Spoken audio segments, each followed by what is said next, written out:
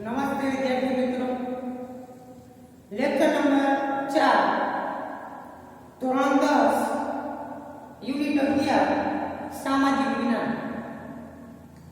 તો અગાઉના મુદ્દામાં આપણે જોયું કે ભૌતિક ઘટનાઓ, તો એમાંનો મુદ્દો છે જે ભારતની મુખ્ય ભૌતિક ઘટનાઓ છે। કઈ કઈ ભૌતિક ઘટનાઓ છે, કઈ નદી ઉપર છે અને કયા રાજ્યમાં લાભ થાય છે, 1 થી 12 આપણે બોર્ડ ઉપર જોવા મળે છે। તો આપણે એક એક ક્રમનો આપણે માહિતી મેળવીએ। પહેલું આપણે જોઈએ તો કે ભાખરા રંગ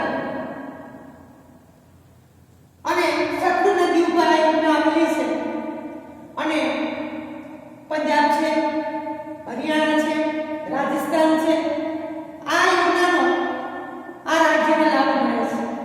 ક્રમ નંબર 2 કોશી ભૌતિક ઘટનાઓ, એમાં કોશી નદી ઉપર આ યોજના આવેલી છે, બિહાર રાજ્યને લાભ થાય છે।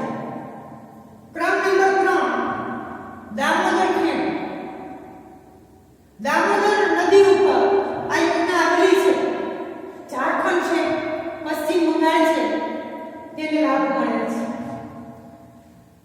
હીરાકુંડ 4 મહાનદી ઉપર આ હીરાકુંડ યોજના ભૌતિક ઘટના આવેલી છે અને ઓડિશા રાજ્યને આ યોજનાનો લાભ મળે છે। પછી આવશે ક્રમ નંબર 5 ચંબલ ખીણ, ચંબલ નદી ઉપર આ યોજના આવેલી છે, મધ્યપ્રદેશ, રાજસ્થાનને આ યોજનાનો લાભ મળે છે। ક્રમ નંબર 6 નાગાર્જુન સાગર, કૃષ્ણા નદી ઉપર આવેલી છે, આંધ્રપ્રદેશ છે, તેલંગાણા છે, આ રાજ્યને લાભ મળે છે। ક્રમ નંબર 7 કૃષ્ણરાજ સાગર, કઈ નદી ઉપર તો કે કાવેરી નદી ઉપર અને કર્ણાટક અને તમિલનાડુને આ રાજ્યને લાભ મળે છે।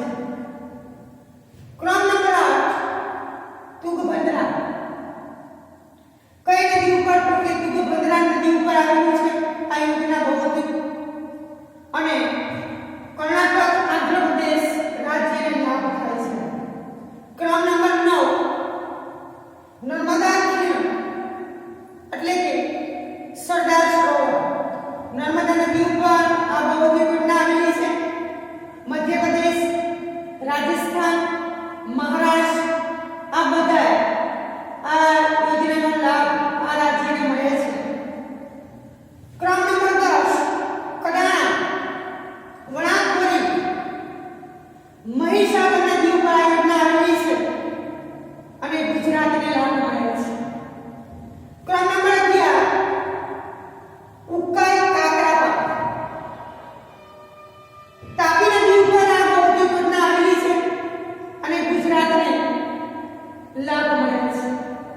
ક્રમ નંબર છેલ્લો એટલે કે 12 ધરોઈ, બહુલ,